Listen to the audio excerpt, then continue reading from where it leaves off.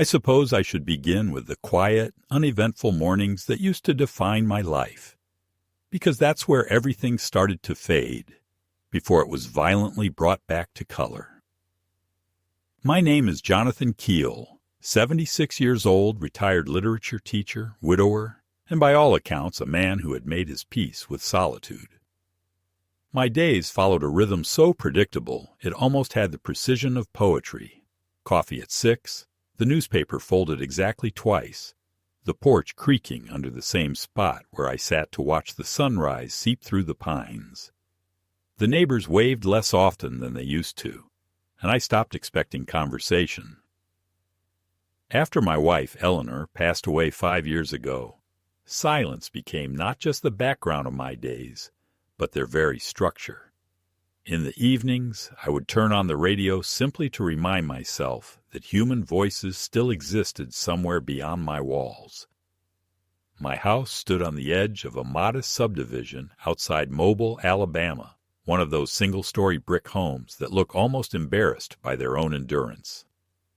I kept it clean the way a soldier keeps his uniform, not because he expects inspection, but because routine gives the illusions of purpose. The photographs of Eleanor remained on the mantelpiece, the glass polished every Sunday. Her smile in those pictures had that calm, measured kindness that used to make my students lower their voices when she entered the room. I spoke to her sometimes, not expecting answers, only the faint echo of my own voice returning from the walls. My son, Thomas, lived 40 miles away in Montgomery with his wife, Rachel. He was 48, a financial consultant who talked mostly in numbers. We spoke on the phone every few weeks, brief calls filled with polite reassurances and silences that neither of us knew how to bridge. He used to be warm when Eleanor was alive. Her laughter seemed to soften him, to make him look at me without resentment.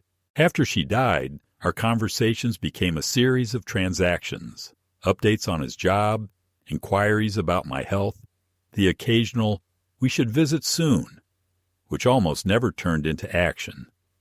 I didn't blame him. I told myself he had his own life, his own pressures. That's what parents say when they don't want to face that they've become background characters in their children's stories. Financially, I was comfortable, not wealthy, but secure enough to never be a burden. I had my pension from 42 years of teaching and a life insurance policy I'd taken out back when Thomas was still in college.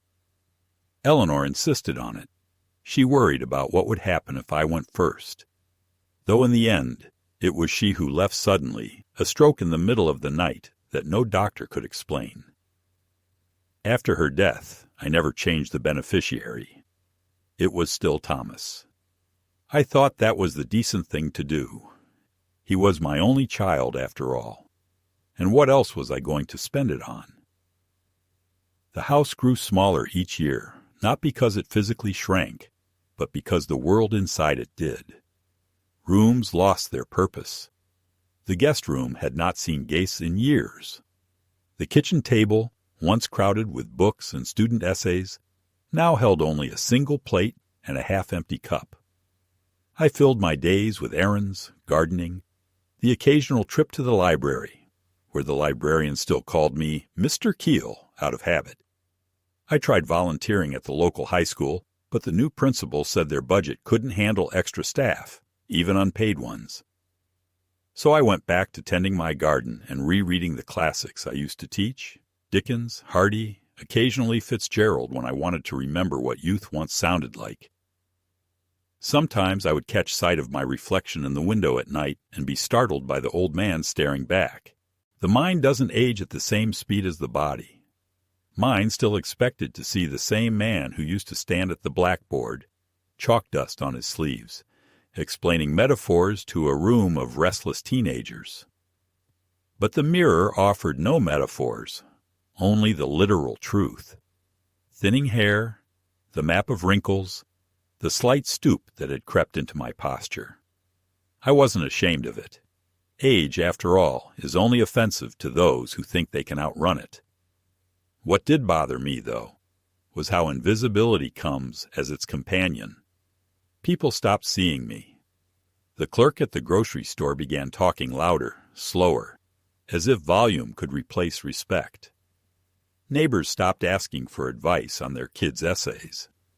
Even the doctor, a man half my age, smiled with that professional gentleness reserved for the nearly finished.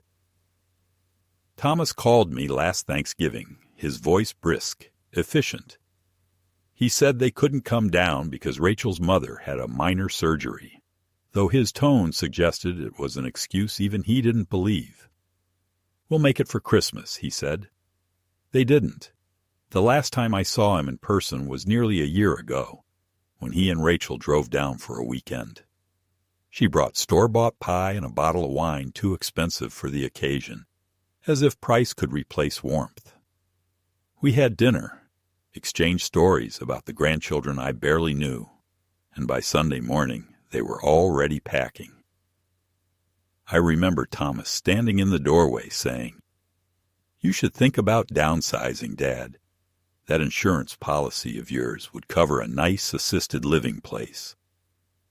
I laughed it off then, told him I was fine where I was. But the way he looked at me, calculating, not cruel, but distant, stuck in my mind long after their car disappeared down the road. Nights were the hardest. The house made sounds it never used to. Wood settling, pipes humming, the faint rattle of branches against the siding. I learned to interpret them as a kind of language, the house breathing around me. Sometimes I imagined Eleanor's voice in those sounds, soft and amused. "You're still here, John, still stubborn." I would answer her aloud, "Who else is going to take care of the azaleas?" and feel ridiculous and comforted at once. I wasn't lonely in the dramatic sense. It was more like being gradually erased, as if the world were rubbing me out softly, so gently that I barely noticed pieces of myself fading. When I turned 76 last April, Thomas sent an email. No call, no card. Just a brief message. "Happy birthday, Dad. Hope you're well." There was a photo attached of the kids at some college event. I replied with a polite thank you and stared at the screen for a long time before closing the laptop. The photo showed two smiling strangers who happened to share my blood. I wondered if they even remembered my voice. That summer was unusually hot. I spent most afternoons inside with the blinds half drawn, reading or watching the same old baseball games replayed on local television. The days blurred together until even the seasons seemed reluctant to change. Sometimes I'd think of driving up to Montgomery unannounced, just to see Thomas and the grandchildren. But pride, or maybe fear, always stopped me. There's nothing more humiliating than arriving where you're not expected. Still, I kept faith in the small things that defined me. The smell of brewing coffee at dawn, the rhythm of the sprinkler ticking across the lawn, the faint chime of the clock that had once belonged to Eleanor's parents. These were the markers of my remaining world, fragile but mine. I had convinced myself that life, though narrow, was stable, that the days would continue to arrive one after another in their quiet procession, until they simply didn't. I was wrong, of course. It turns out even the calmest surface hides cracks, and sometimes the people you love are the ones pressing from underneath, waiting for the right moment to watch it break. I didn't know any of that yet. At that point, all I knew was the comfort of repetition, the quiet dignity of survival. I had no reason to suspect that somewhere, perhaps even as I sat on that porch sipping my coffee, someone was already writing my obituary. It began with a letter that should have been routine, one of those dull envelopes from the bank that I usually left unopened for days, stacked on the counter beside the coffee maker. It was early October, the kind of gray morning that smelled faintly of rain, when the air carried that mild ache of approaching winter. I remember because I had just come back from the grocery store, irritated that they'd replaced my usual cashier with a young man who called me sir, as if I were already halfway to the grave. I set the paper bag down, poured myself a cup of coffee, and idly slid open the envelope. What I read didn't register at first. "Dear Mr. Keel," it began in the usual stiff formality, "we regret to inform you that your accounts have been temporarily frozen pending confirmation of the reported decease of the account holder." I reread the sentence several times, my eyes moving over the same words while my mind refused to understand them. Reported decease. My hands began to tremble slightly. It took me a moment to laugh, a dry, humorless sound that died in my throat. A clerical error, I thought. They must have mixed up my name with someone else's. Mistakes happen all the time in bureaucracies. But something in the phrasing, pending confirmation, suggested that someone had already provided evidence. I called the customer service number printed at the bottom of the page. After 10 minutes of elevator music, a polite young woman answered. I gave her my details, spelled out my name twice. There was a long pause while she checked something on her end. "I'm very sorry, sir," she finally said. "According to our records, we received notification from the Social Security Administration confirming your death 3 days ago." I felt my heart stumble in my chest. "You received what?" I asked, trying to keep my voice steady. "A death report, sir. It lists you as deceased. We're required to freeze all accounts until the matter is clarified." I asked her to read the details. She hesitated, probably following protocol, but I pressed. "Please, I need to know." She relented. "The death certificate states that you passed away in Montgomery, Alabama on October 3rd. Cause of death: heart failure. The certifying physician's signature and the reporting funeral home are on record." I sat there for several seconds in absolute stillness, the receiver heavy in my hand, the coffee cooling on the table beside me. "That's impossible," I finally managed to say. "I'm speaking to you right now. I'm not dead." There was a sympathetic murmur on the other end, the kind you use for confused elders. "Of course, sir. Sometimes these things happen. You'll need to visit your local Social Security office with valid identification to resolve the discrepancy." She offered no explanation for how such an absurd mistake could occur. I hung up and sat staring at the phone, my mind whirling with fragmented thoughts. Someone had declared me dead. Not by accident. There were too many specific details. Montgomery, a doctor's signature, a funeral home. That required paperwork, proof, witnesses. Someone had done this deliberately. The first name that entered my mind was Thomas. It was irrational, cruel even, but instinct has a way of cutting through denial.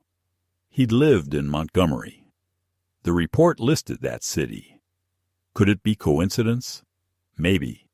But the word coincidence felt paper-thin, unable to hold the growing unease inside me. I tried calling him immediately. The call went straight to voicemail. His recorded voice, calm and professional, said he'd call back soon. He didn't. I left another message, then another. "Tom, it's your father. Call me as soon as you get this. There's been some kind of mistake." I spent the rest of that day pacing the house, making calls, to the Social Security office, to my insurance company, even to the local sheriff's department, all of whom told me roughly the same thing. According to federal databases, I was officially deceased. The insurance representative, a woman named Mary with a practiced tone of condolence, informed me that the life insurance claim had already been filed and was under review. "Filed by whom?" I asked. "Your beneficiary, Mr. Thomas Keel. The paperwork appears complete. We received a copy of your death certificate and verification from a funeral director in Montgomery." My mouth went dry. "And when exactly did this happen?" "The claim was submitted 2 days ago," she said. "Processing usually takes a week. I can put a temporary hold on it if you're telling me this is fraudulent. I heard myself saying, "Yes, please. Hold everything." She paused, perhaps uncertain whether she was speaking to a confused old man or to a ghost. "Sir, can I ask, do you have anyone who can confirm your identity? Maybe a lawyer or a family member?" I almost laughed at the irony. The only family I had was the one trying to bury me alive. That night I barely slept. Every time I closed my eyes, I saw my name carved into granite. I pictured Thomas standing beside a coffin, accepting condolences, perhaps even weeping. Whether out of guilt or performance, I couldn't guess. The thought made me nauseous. At 2 a.m, I turned on the light and began searching through my files for my birth certificate, driver's license, anything that could prove I existed. The bureaucratic absurdity of it almost made me laugh again. A man trying to prove to the world that he's alive. Yet beneath the absurdity was a fear that chilled me to the bone. If official records said I was dead, then legally I might as well be. My bank account's frozen, my insurance claim pending, my identity voided. How long before my property followed? How long before the world erased me completely? At dawn, I drove to the Social Security office downtown. The clerk behind the glass partition listened with polite confusion as I explained my situation.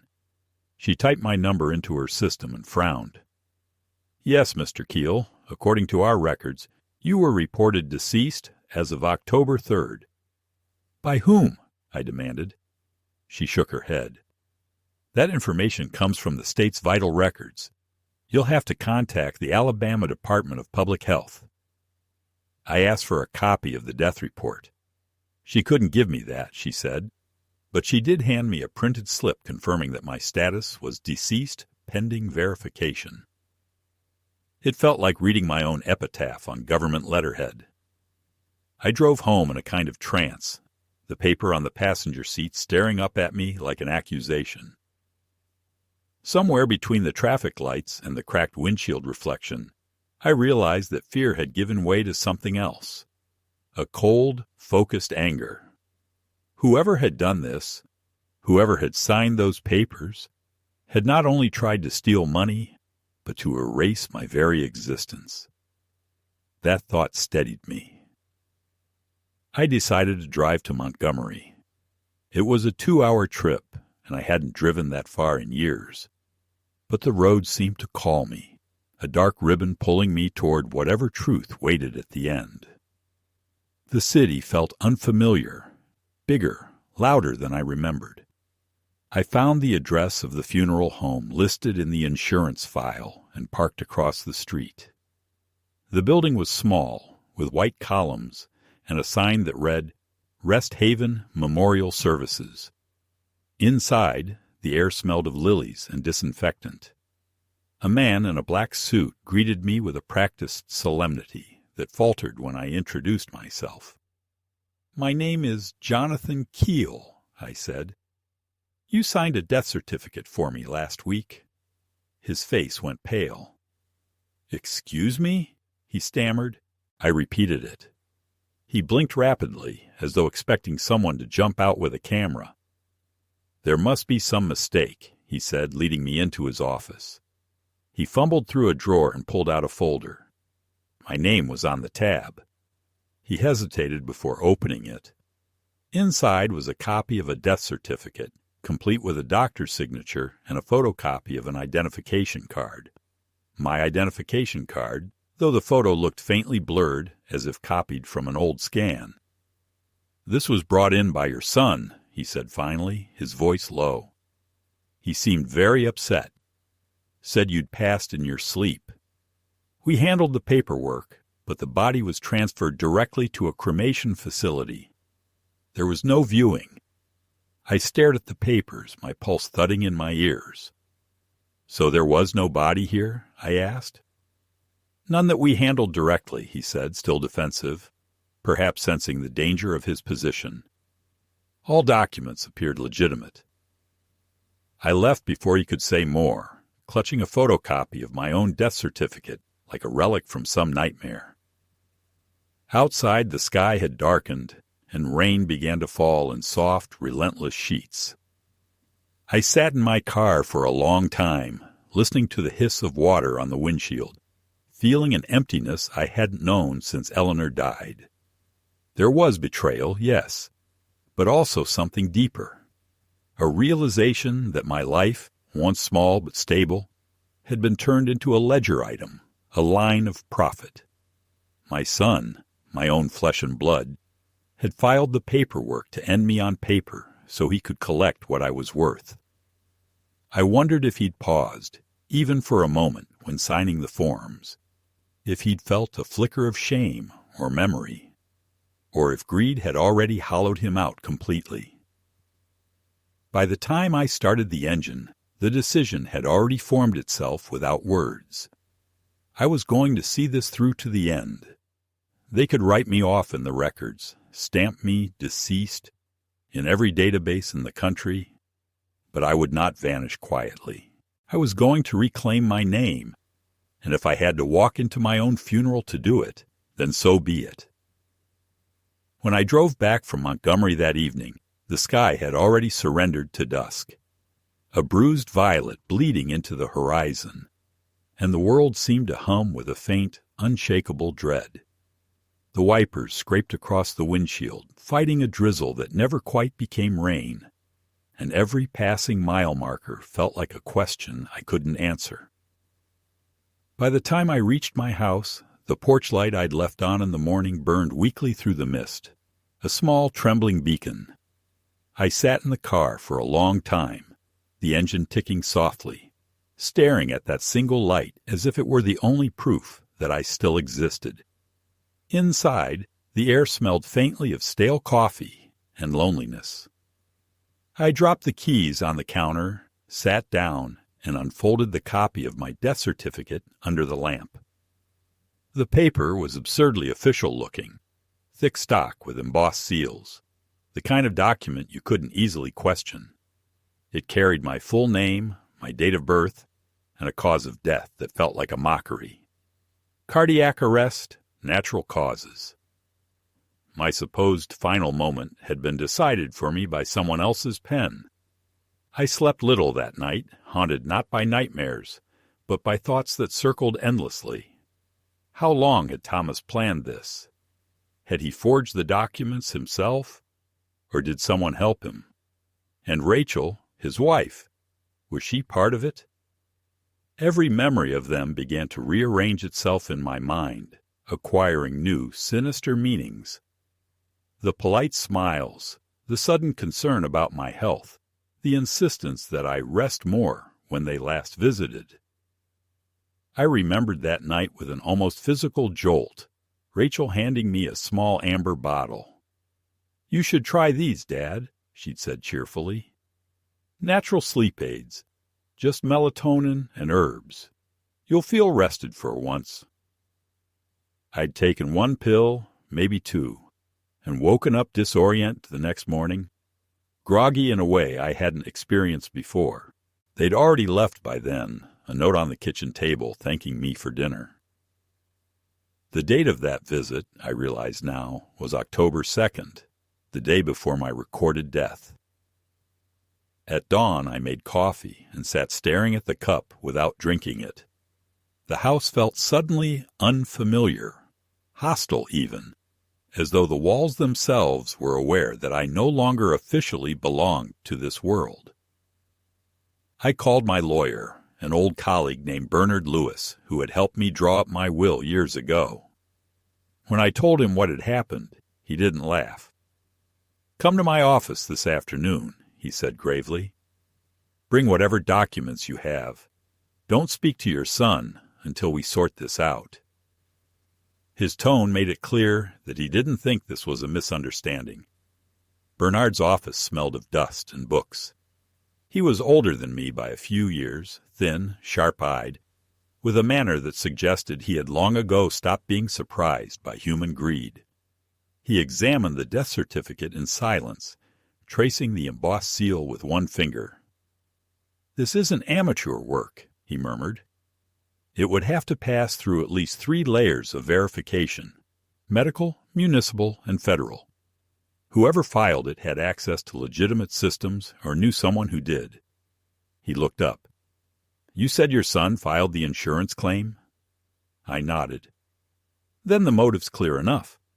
How much was the policy?" $500,000, I said, my voice low. Bernard gave a long whistle. "That's enough to justify anything to some people." We went over the next steps. He would contact the insurance company formally, present evidence that I was alive, and request an immediate freeze on the payout. He'd also notify the state registrar's office that a fraudulent death certificate had been issued. But before any of that could gain traction, he said, I needed to establish my identity beyond question. "Go to your doctor," he told me. "Get an official statement of good health and a notarized declaration that you are, in fact, breathing. Bureaucracies respond to stamps, not to logic." I almost smiled at that. We spent another hour discussing contingencies, how to protect my bank accounts, how to prevent the possible sale of my house if Thomas tried to claim it as inheritance. When I finally left, I felt steadier, though a cold anger pulsed beneath every heartbeat. That night I received my first call from Rachel. Her voice, sweet and deliberate, came through the receiver as if nothing were wrong. "Dad." "Oh, thank God you're all right. We've been so worried." I didn't answer at once, letting the silence hang. "Why would you be worried?" I asked slowly. "If you thought I was dead?" There was a pause, a soft intake of breath. "What do you mean?" she said, feigning confusion. "Thomas tried calling you. We heard some nonsense about your insurance, but of course we didn't believe it." "You filed the paperwork," I said flatly. Another pause, longer this time. Then she laughed lightly. "Dad, that's ridiculous. Who told you that?" I could almost hear the calculation behind her tone, the quick mental shuffle of excuses. "The insurance company," I said, "and the funeral home, and the state of Alabama, apparently." Her voice dropped to a whisper. "You shouldn't talk like that over the phone. Thomas will explain everything tomorrow." "Tomorrow?" I asked. "We're coming down," she said. "You need rest, Dad. You sound agitated. We'll sort this out as a family." She hung up before I could reply. I stood there staring at the dead line. The room felt suddenly smaller, the shadows deeper. Every instinct told me not to let them inside my house. Not again. But I also knew I couldn't avoid them forever. If they were coming, I needed to be ready. I locked the doors, checked the back windows, and sat by the phone until well past midnight, waiting for headlights that never appeared. They arrived the next morning, unannounced, around 10. I saw their car, a silver sedan I didn't recognize, pull up to the curb. Thomas got out first, his expression carefully neutral. Rachel followed, clutching a small purse. From the porch I could see that both of them were dressed a little too neatly, as if for a performance. "Dad," Thomas said, forcing a smile. "You look good. We were so worried when we heard—" "That I was dead?" I interrupted. The smile faltered. "There's been a misunderstanding," he began, but I cut him off. "Come in if you're going to, but we're going to talk plainly." Inside, they sat across from me at the kitchen table, the same table where Eleanor once served Sunday breakfasts. Thomas avoided my eyes, fiddling with his phone, while Rachel spoke with practiced composure. "Dad, someone must have stolen your information," she said. "Identity theft is rampant. They must have used it to fake the insurance claim." "And how would they have known the beneficiary's name?" I asked. "Or that I had an insurance policy at all?"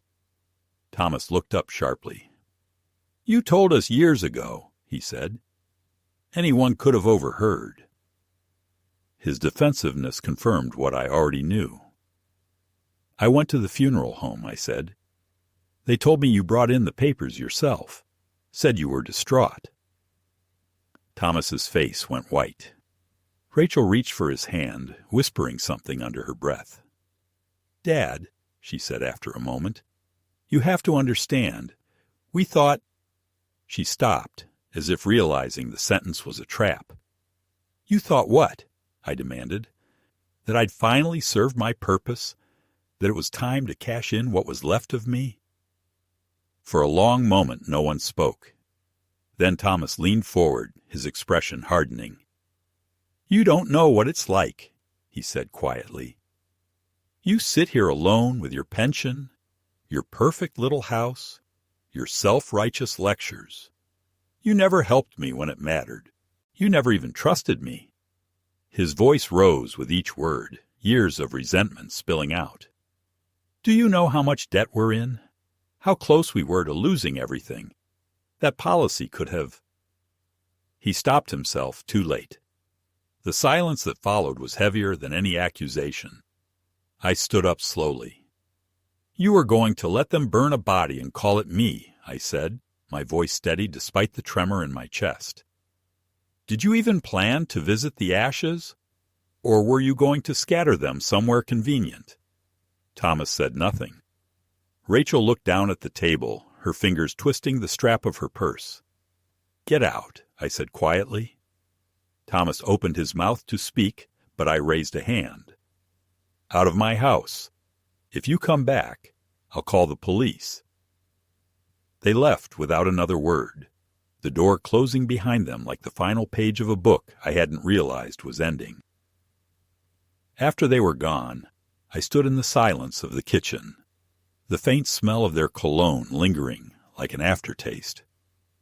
I should have felt rage, but what I felt instead was a strange, hollow calm, the kind that comes when you understand that something inside you has finally broken and will never be fixed. I was no longer a father, not in any way that mattered. Whatever bond had existed between us had been burned, along with the imaginary body they'd used to replace me. That evening, Bernard called to say he'd filed the necessary motions. The insurance claim was frozen, the authorities notified. But I could barely listen. My thoughts were elsewhere, circling back to that single phrase Thomas had almost finished. That policy could have... Could have what? Saved him? Freed him? Replaced me? I looked around the empty room, the fading light catching the dust in slow motion, and realized that my life had split in two. There was the part that still breathed and thought and walked through this house, and another that existed only on paper, the one Thomas had created and buried. Somewhere in between stood a man who no longer knew which of them was more real. The idea to attend my own funeral began as a dark joke whispered inside my head, something absurd that flickered up out of exhaustion.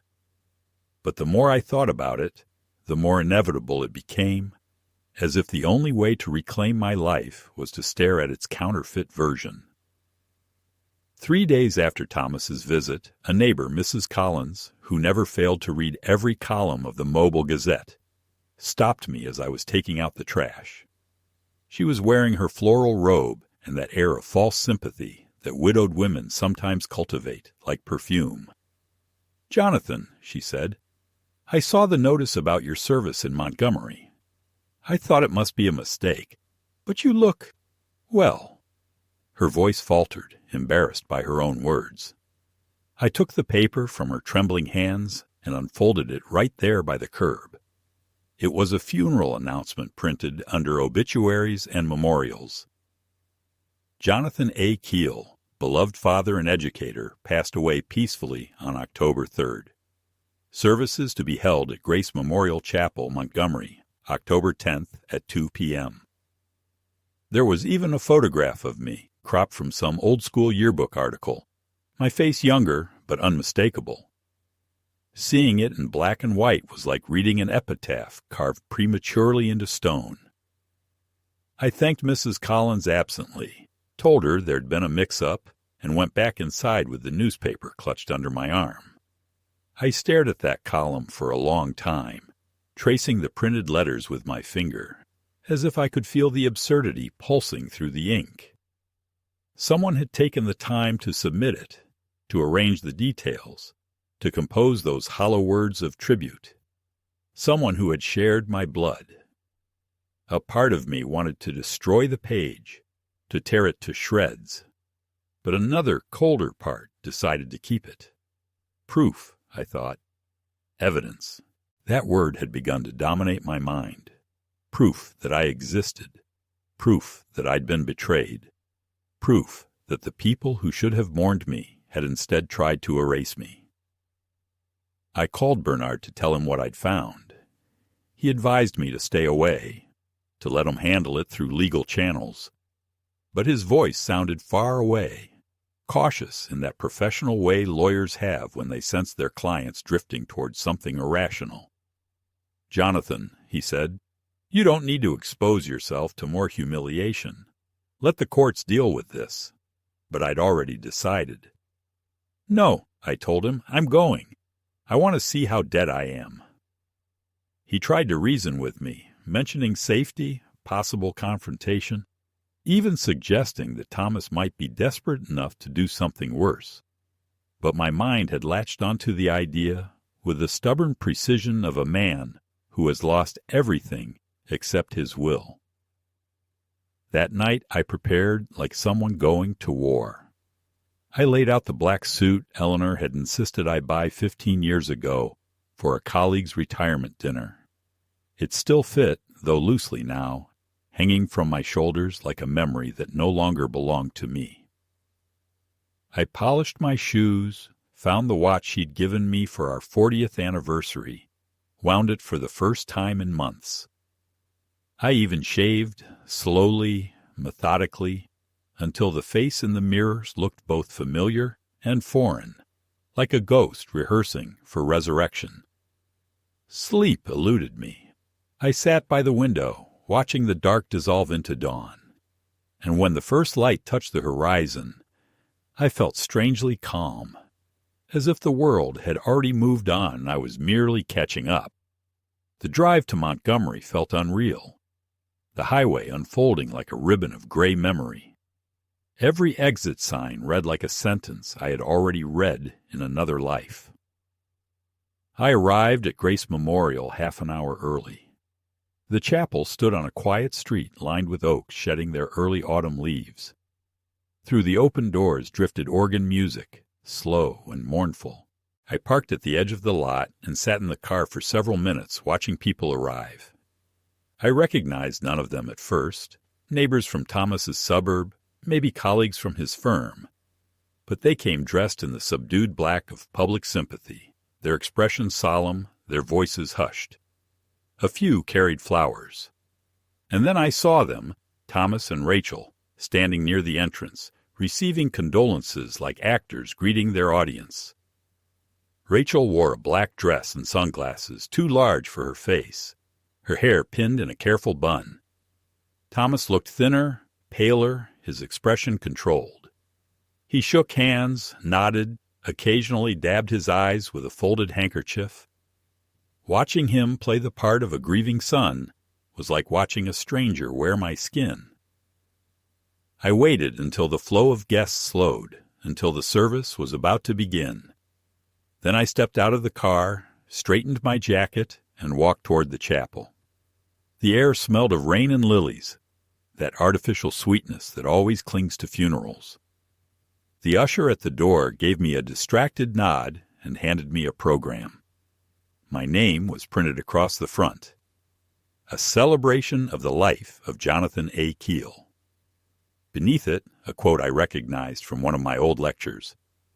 "We live in deeds, not years, in thoughts, not breaths." I nearly laughed at the irony. Inside, the room was dimly lit, rows of pews filled with people murmuring softly. At the front stood a polished mahogany casket draped with white roses. My throat tightened when I saw it. Even though I knew it was empty, or worse, occupied by some stranger, it was impossible not to feel the chill of mortality pressing close. I walked down the aisle slowly, my shoes echoing against the floor.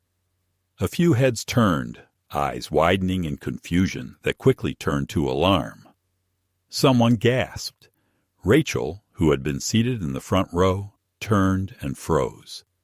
Her mouth fell open, her hand rising to her throat. Thomas, standing beside the casket, looked up just as I reached the halfway point. For a heartbeat he simply stared, his expression blank. Then his face drained of color. The handkerchief slipped from his fingers, and before anyone could move, he collapsed, crumpling to the floor. The room erupted in chaos. People screamed. A woman dropped her purse, scattering tissues and lipstick. Rachel stumbled backward, knocking over a vase of flowers. The organ fell silent, mid-chord. I stood there, surrounded by a rising wave of disbelief, and for a moment I felt detached from my own body, as if watching a scene from a distance. Someone shouted to call an ambulance. Another voice demanded to know who I was. I reached into my jacket, pulled out my driver's license, and held it up. "My name," I said, my voice carrying through the confusion, "is Jonathan Keel. As you can see, I'm not dead." The next minutes were a blur. Paramedics rushing in to attend to Thomas, guests whispering in shocked tones, Rachel darting out through the side door like a shadow fleeing daylight. The minister, a kind-faced man with trembling hands, approached me cautiously. "Sir," he said, "perhaps we should step outside." I nodded. Outside, the afternoon light was harsh after the dimness of the chapel. Reporters had already begun to gather, drawn by the commotion. One of them, a young woman with a microphone, asked, "Mr. Keel, is it true that your son staged your death?" I ignored her, but cameras clicked anyway, capturing the living corpse who had interrupted his own memorial. A police cruiser arrived soon after, summoned by someone inside. The officers took my statement with a mixture of suspicion and awe, as though they weren't entirely convinced I wasn't a hallucination. I showed them my identification, the death certificate, the letter from the bank, Bernard's notarized documents proving my identity. Their skepticism gave way to professional disbelief. One of them muttered, "Well, that's a first," while the other radioed for instructions. Eventually, they asked me to accompany them to the station for clarification. I agreed. I had nothing left to hide.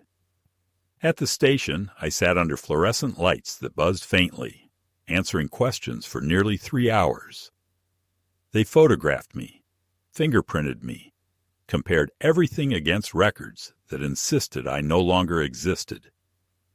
The mismatch created a bureaucratic storm that seemed to fascinate everyone involved.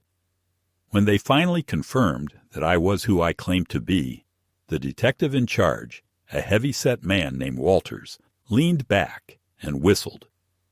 "Your son's in deep trouble," he said. "Filing false death documents, insurance fraud, identity manipulation. This is serious." I asked about Rachel. "She's gone," he said. "Left the scene before we arrived. We'll find her." His tone suggested it wouldn't take long. When they released me, it was almost midnight. I walked out into the parking lot, the air cool against my face, the city quiet except for the distant hum of traffic. My hands were still shaking, though not from fear. There was a strange exhilaration in knowing that I had exposed them, that the mask had torn clean off. Yet beneath that triumph lurked an emptiness I couldn't ignore. They were my family, my only family, and I had destroyed them by simply existing. I drove to a small motel on the outskirts of town and checked in under my own name, almost daring the world to question it. The clerk glanced at my ID and hesitated just long enough for me to imagine what he was thinking. "Didn't I read about you in the paper?" he asked finally. "You're supposed to be." "Alive," I finished for him. "Yes, that's me." He handed me the key without another word. In the room, I sat on the edge of the bed. the day's events replaying in relentless loops. The image of Thomas collapsing haunted me most. I should have felt anger, satisfaction even, but what I felt instead was pity. A deep, exhausted pity for the man who had tried to bury his own father and couldn't even survive the sight of his failure. Outside, thunder rolled somewhere in the distance. I opened the curtains and looked at the reflection of my face in the window, ghostly against the dark glass. I thought of Eleanor, of the quiet certainty with which she'd loved me, and for the first time in years I spoke aloud to her. "You see, my love," I said softly, "they tried to end me, but I'm still here." The wind carried no answer, only the faint rustle of rain beginning to fall. And in that sound, for the first time since this nightmare began, I felt something like peace. Not because justice had been served, but because the world, absurd and cruel as it was, had finally acknowledged that I was alive. By morning, the story of the man who walked into his own funeral had fermented into something thick and sour that spread across local radio and then leapt, as such things do, into the wider news. And with that attention came a second wave of consequences that felt less like vindication and more like standing in a river after the dam has burst. The water cold and relentless around my ribs, while I tried to keep my footing. The motel television droned with panels speculating about elder fraud and identity theft. My face appearing between advertisements for car dealerships and back pain creams. And every time the anchor said my name, I felt a faint nausea. Because it was not fame I was experiencing, but a new form of exposure, in which the facts of my humiliation were served up with expert voices and polite graphics. The police had indeed opened a case. Detective Walters called just after 9 to say that Thomas would be questioned as soon as he was discharged from the hospital and that a warrant had been issued for Rachel, who had apparently driven straight from the chapel to the interstate and then vanished into the low country with unnerving efficiency. But none of that meant my life was returning to me, because bureaucracies move at a human pace only when they are carrying bad news. And as I discovered within hours, the federal databases that had accepted my death were in no rush to reverse it. I drove to the Social Security office again, carrying the notarized statement of identity Bernard had pressed into my hands, along with a folder bulging with every artifact a modern life can produce. Birth certificate, passport, tax returns, a photocopy of my teacher's ID from the year the school went digital, even Eleanor's obituary, as if one spouse's death could prove the other's life by mathematical complement. The clerk recognized me from the news and summoned a supervisor who ushered me into a windowless room and explained with practiced sympathy that while they believed I was who I claimed to be, the process of resurrection, he did not use that word, but that is what it was, required verification from the State Vital Records Office that the death certificate had been voided, and for that to happen the physician whose signature adorned the form had to submit a correction or be overruled by a formal order, which meant more documents and more time, and until then my benefits remained suspended and my status in the system remained that peculiar purgatory called deceased contest, a phrase that sounded like a tragic carnival game. The pharmacy declined to refill my blood pressure medication because the Medicare records flagged me as dead, and the bank froze not only the savings account, but also the checking account that paid my utilities, which meant that when I returned to Mobile, the porch light that had welcomed me for years was dark, and the answering machine had ceased its loyal blinking. And as I fumbled with the keys in the October dusk, I realized I had been locked out, not just of money, but of the fragile network of automatic assurances that make solitary living possible. Bernard urged patience, but also action, and in that tension we began to spend our days. He filed injunctions and emergency motions. He spoke to an assistant district attorney who had the rigid enthusiasm of a man who sees in one strange case an opportunity to polish a career, and he recommended, gently at first, then with the seriousness of a physician, that I hire a private investigator to track the practical steps of the fraud because, as he put it, prosecutors care about motives, but judges care about chains of events. The investigator he recommended was a woman named Greta Marsh, a former claims examiner with a quiet, methodical mind, and in our first meeting in her small office above a strip of repair shops, she laid out a plan with the dryness of experience. She would pull the paper trail from the funeral home, obtain the cremation transit permit, visit the county registrar to see how the certificate moved through the system, and dig into Thomas's finances, which, she suspected, would smell of smoke. It felt obscene to investigate my own child, but obscenity had already been done to me, and the choice between dignity and protection had been made when they printed my name in the obituaries. The funeral home, it turned out, had not handled a casket because there had been no viewing.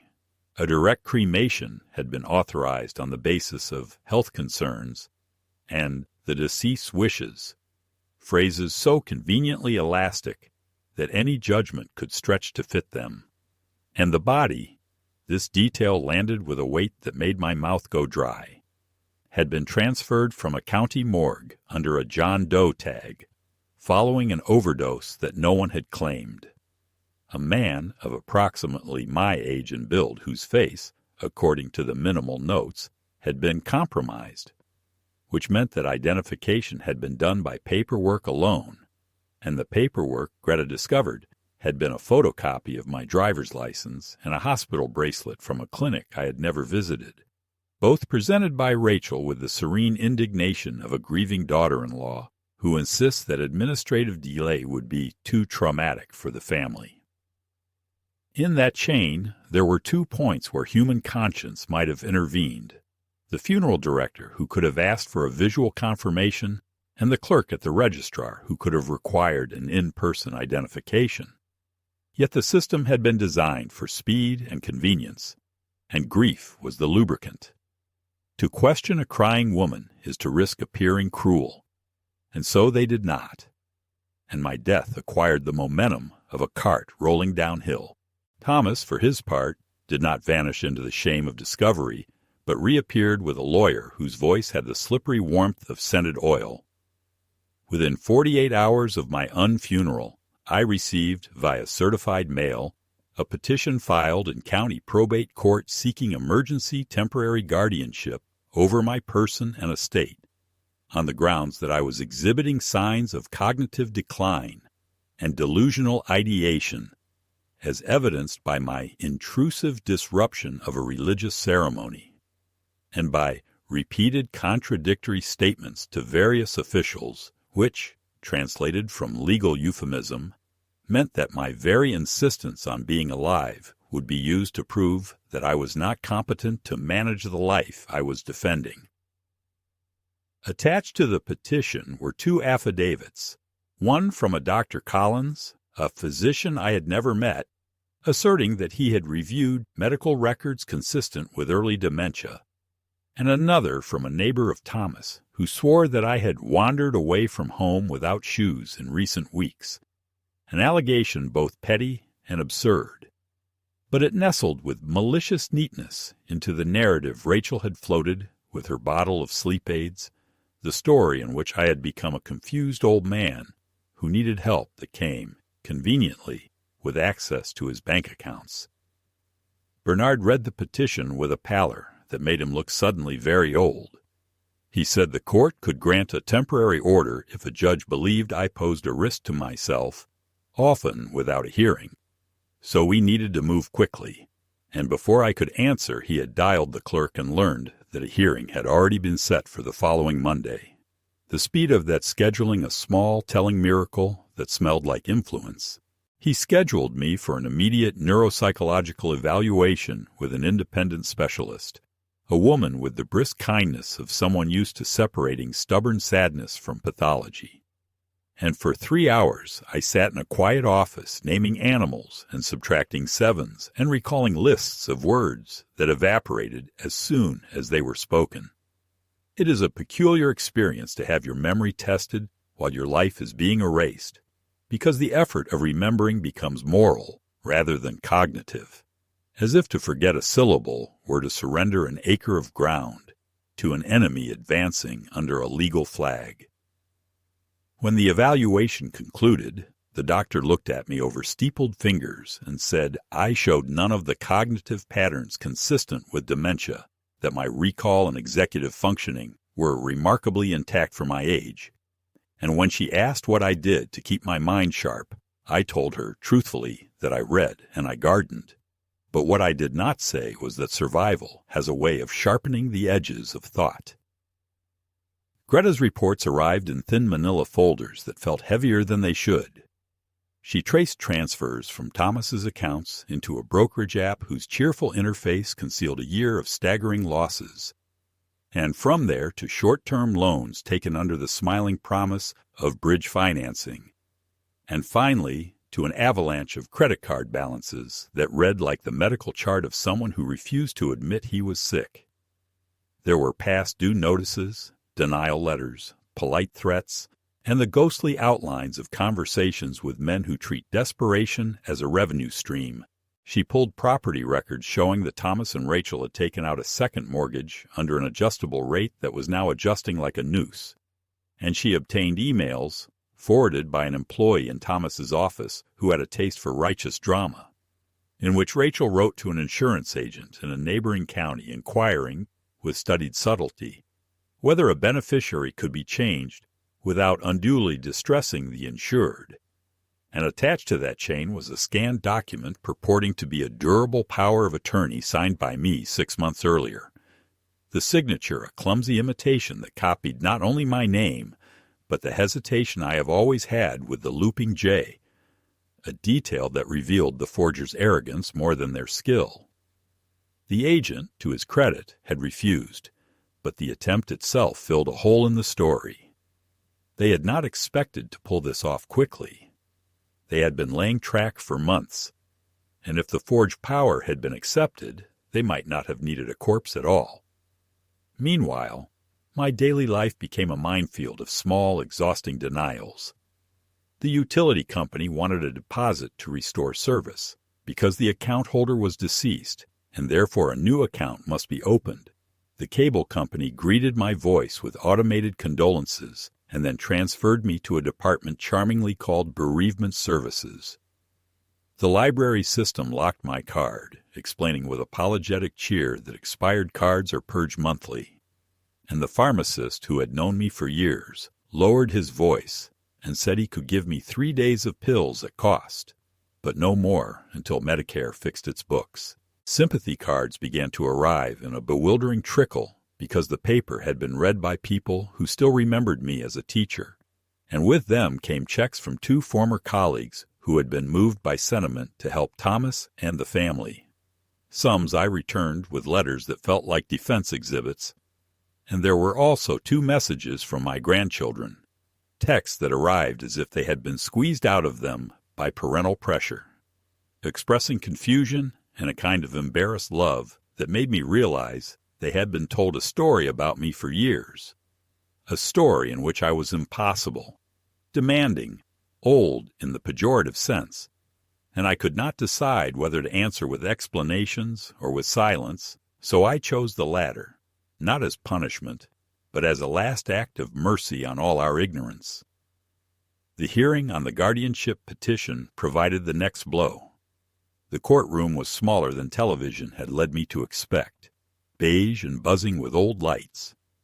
And when the judge took the bench with the heavy patience of a man who has heard every kind of family tragedy, Thomas sat with his lawyer at one table, and I sat with Bernard at the other, and for a moment, an old, reflexive moment, I felt the urge to look at my son as a father does, to find in his face some trace of childlike appeal that would make forgiveness possible. But I saw only a man teetering on the edge of ruin, who had persuaded himself that the one thing standing between him and redemption was an obstacle shaped like his father. They argued that I had burst into a solemn service causing widespread distress, and had threatened to accuse family members of felony conduct in public, and they presented the affidavit of Dr. Collins as if it were a diagnosis from Sinai. Bernard responded with the neuropsychological report with a stack of affidavits from a neighbor, the librarian, even my dentist attesting to my lucidity. And to this he added the investigator's findings about the forged power of attorney and the morgue transfer under a John Doe tag. The judge listened without expression, asked a handful of dry questions, and then, in a tone so ordinary it felt like an insult to the gravity of my fear, denied the petition without prejudice, meaning Thomas could try again if he found better lies. And in that polite phrase, I felt not victory, but the knowledge that we had only just survived the first shot. There is a special fatigue that follows the formal denial of insanity, a kind of trembling that is not in the hands, but in the air around you. After the hearing, I stepped into the corridor and discovered Rachel waiting near the elevators, her sunglasses hiding whatever calculation her eyes were performing. And when she saw me, she smiled, with a softness so precise it had to be practiced. She said Thomas was falling apart, that he had done a foolish, desperate thing, that she was trying to hold their lives together with dental floss and prayers. And then she lowered her voice and asked whether there might be a way to resolve this without prison, because surely I did not want to spend the rest of my years visiting courtrooms, and surely Eleanor would not have wanted it either. The invocation of my wife's name settled on me like ash, and I answered more sharply than I intended that Eleanor had wanted decency, and that decency would now have to be supplied by a judge. Rachel's mouth tightened, and for a moment I saw the colder infrastructure of her charm, and she leaned in and said that if I continued down this path, I would discover that grief could be manufactured, but also weaponized, that friends and colleagues would testify they had long worried about my decline, that memories could be sanded into affidavits, and that in the end I might preserve my pride, but lose the life that made pride worth having. It was a threat disguised as philosophy, and I walked away, not because I had won the exchange, but because there are conversations that remove oxygen from the room. 2 days later, Greta called with a discovery that felt like a blade pressed against the tender skin just below the jaw. The physician who had signed my death certificate, Dr. Collins, was not practicing internal medicine at all, but ran a small clinic whose business model hovered in that gray zone where expedited care meets cash only, and the signature on the certificate matched signatures on 12 other certificates issued over the past year under accelerated circumstances, all involving deaths categorized as natural with no autopsy, all followed by direct cremations. And in 3 of those cases, relatives had contested insurance claims citing irregularities, contests that had been quietly settled, and while none of this proved a conspiracy, it revealed a pattern in which grief, money, and convenience formed a triangle that could be navigated by anyone willing to pay the toll. Walters, when I relayed this, grunted the way men do when rage has no proper outlet and said he would speak to the medical examiner's office. And within a day the DA had widened the investigation in a way that made the news crawl on television, mutate from human interest to the colder voice used for corruption. Yet for each institutional turn in my favor, there was a personal counterpunch. On a Thursday night, returning from Bernard's office, I found my front door ajar, the lock splintered, and in the living room a slash of red paint across the framed photograph of Eleanor on the mantel, the word thief sprayed with adolescent drama, which told me less about the person who had held the can than about the desperation of the people who had sent them. Because vandalism is what you hire when you cannot afford a lawyer.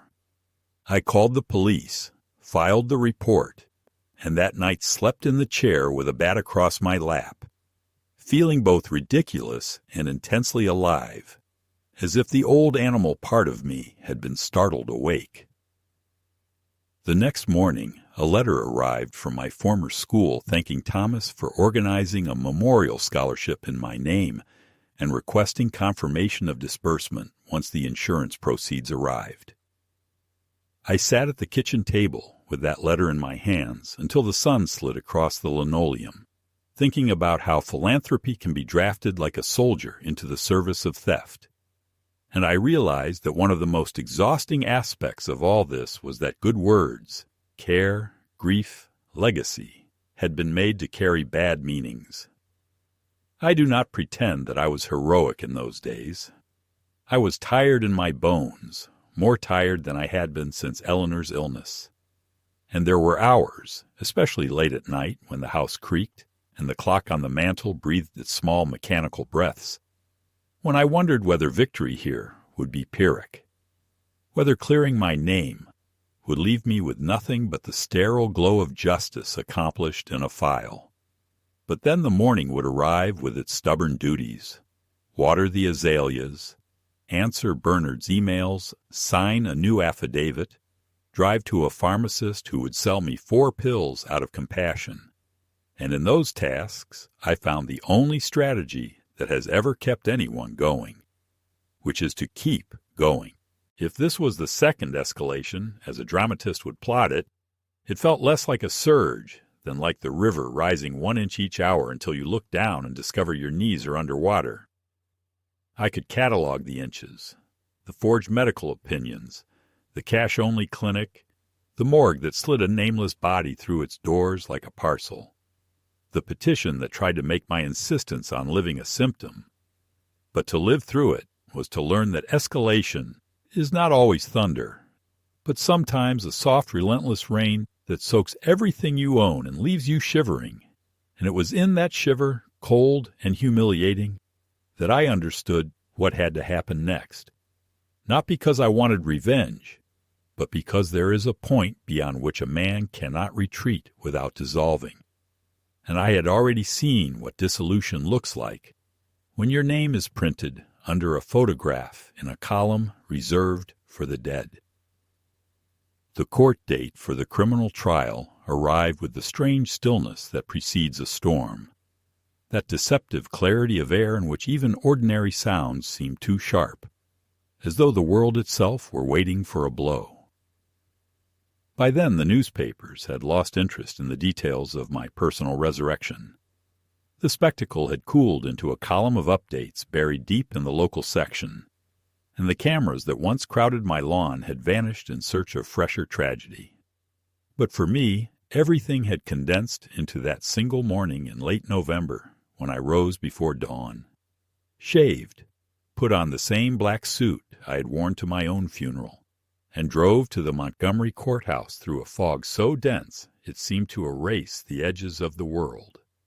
I remember gripping the steering wheel as if it were the last solid object in existence, telling myself over and over that this day was not about vengeance, that I was not coming to destroy my son, but to confirm, publicly and irrevocably, that I was alive.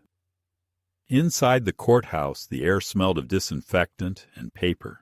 The bailiff checked my name against a list, hesitated when he reached the part that said Complainant Jonathan A. Keel, presumed deceased, and then shrugged, muttering something about clerical lag.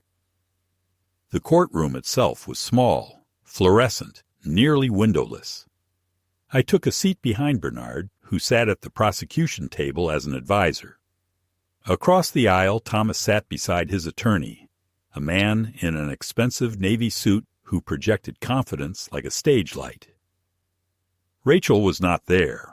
She had been arrested 2 weeks earlier in Georgia after trying to withdraw cash from a bank under a false name, but her case was being handled separately.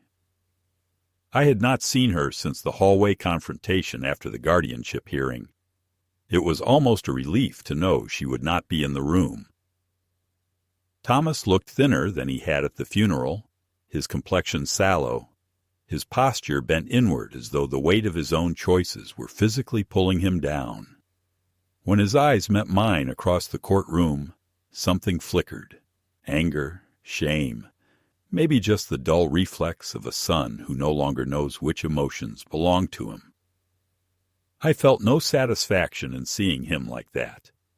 It was the look of someone already defeated, and I realized that whatever sentence the judge handed down would be merely ceremonial. The real punishment had already begun inside him. The prosecutor, a woman named Hughes, with a calm, relentless manner, opened with a timeline that sounded like an autopsy report for a moral collapse. She spoke of forged documents, false affidavits, fraudulent filings, each phrase measured and precise, and with every line, the distance between father and son widened into something irreparable. When she displayed the forged death certificate on the projector, the glow of the screen filled the room with a pale, sickly light. Seeing my own name printed there again, under cause of death, cardiac arrest, I felt a sudden weakness in my chest, as though the words had reached backward through time to finish what they described. I forced myself to breathe, to focus on the sound of Hughes's voice. Then came the part I dreaded, the testimony. They called me first. I stood, walked slowly to the witness stand, and swore the oath with my right hand trembling. My reflection in the glass of the witness box looked spectral, washed out by the overhead lights, as if the room were unsure whether to recognize me as among the living. Hughes began gently, guiding me through the facts. But soon her questions grew sharper, designed not to draw sympathy, but to carve clarity out of chaos. I told them how I'd discovered the letter from the bank, how I'd driven to Montgomery, how I'd seen my own obituary, and walked into the chapel where my family mourned me. The jurors stared with the rapt disbelief of people listening to a ghost recount his haunting. When she asked what I felt upon seeing Thomas faint, I hesitated. The courtroom held its breath. "Pity," I said finally. I felt pity. My voice cracked on the word, and for a moment the silence was unbearable. "Not because he deserved it," I added, "but because no man should have to collapse under the sight of someone he's tried to bury." The defense objected, calling it emotional speculation, and the judge sustained, but the moment had already done its work. Hughes moved on to the more practical questions, the forged documents, the financial transfers, the visits from Rachel with her pills and soft manipulations. And as I answered each one, the picture that emerged was no longer the story of a naive old man duped by greedy relatives, but something more unsettling. A man who had spent years mistaking neglect for independence, who had confused pride with love, who had built his solitude into a monument and called it virtue. Somewhere in the middle of that testimony, I realized that I was not only exposing Thomas's guilt, but also my own blindness, and that awareness hurt more deeply than any betrayal. When it was the defense's turn, their strategy was what I expected. Confusion, insinuation, and the slow drip of humiliation disguised as doubt. The lawyers suggested that I had misremembered events, that age and grief had blurred timelines, that perhaps Thomas had believed I was ill and acted rashly out of concern. "Isn't it possible," he asked, "that your son was trying, however misguidedly, to prepare for the inevitable, to ensure that your affairs were in order?" "No," I said quietly. "He wasn't preparing for my death. He was rehearsing it." A murmur rippled through the courtroom. The defense called Thomas to the stand. Watching him rise, I felt a strange vertigo, as if I were watching an old film of us reversed. He now the one under the questions, I the distant observer. His lawyer led him through the script of contrition. He spoke of financial pressures, of sleepless nights, of a mounting panic that clouded judgment. He said he loved me, that he never intended for the situation to go as far as it did, that Rachel had pushed him, that one forgery led to another until the machinery of deceit rolled beyond his control. His voice broke in all the right places, but whether it was genuine or practiced, I couldn't tell. Then, unexpectedly, the lawyer asked if he wanted to address me directly.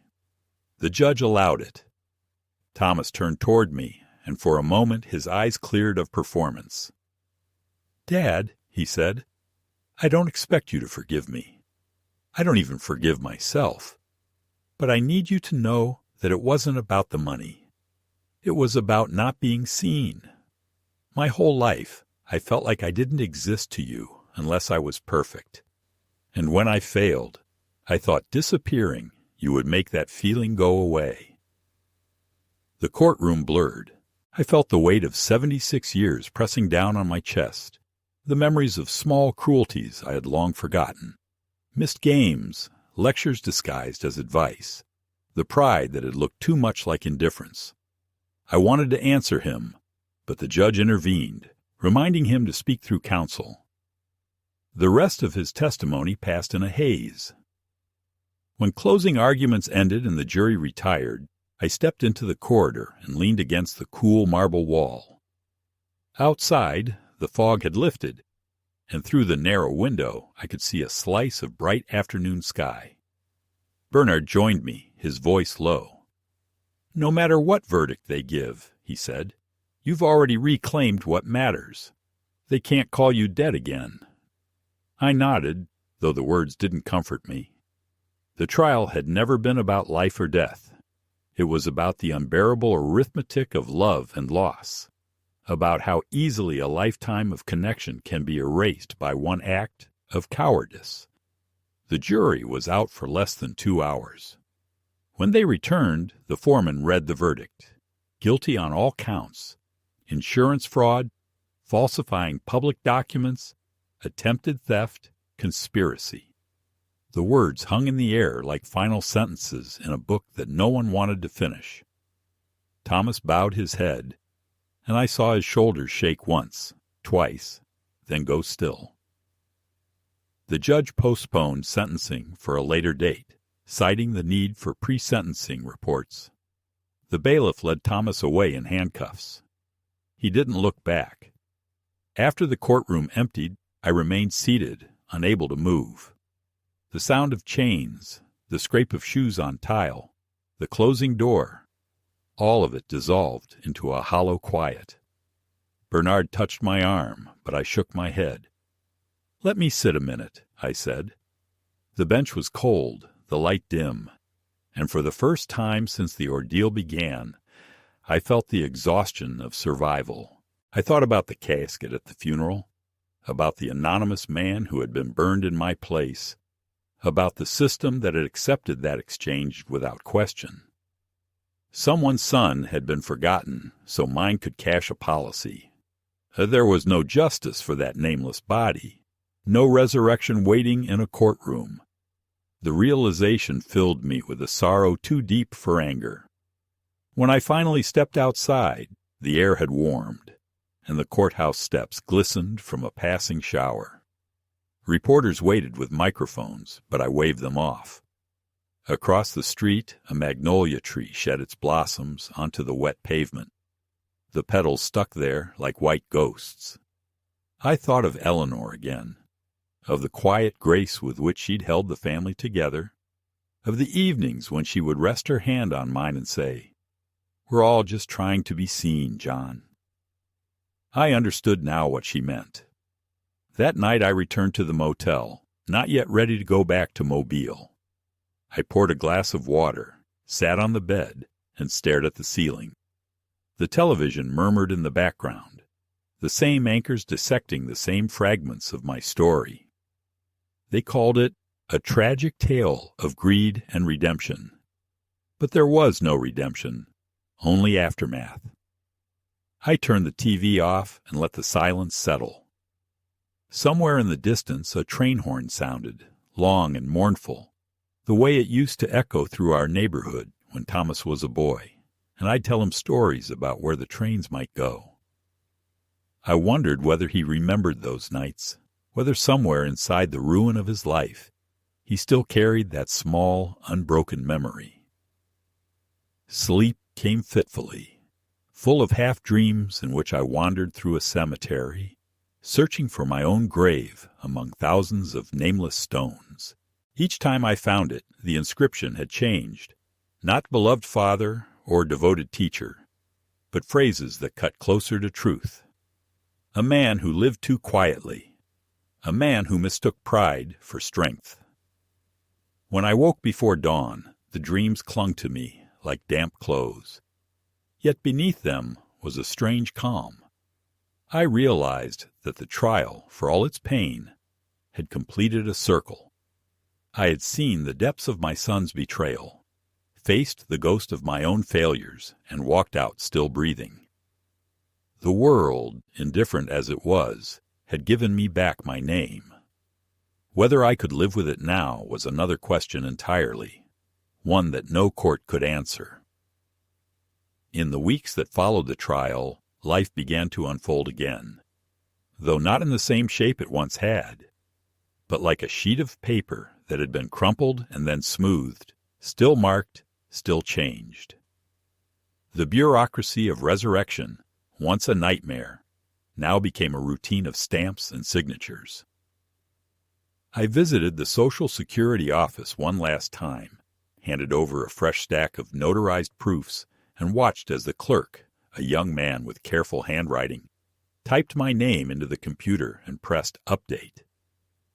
The system blinked, processed, and for the first time in months the screen read Active.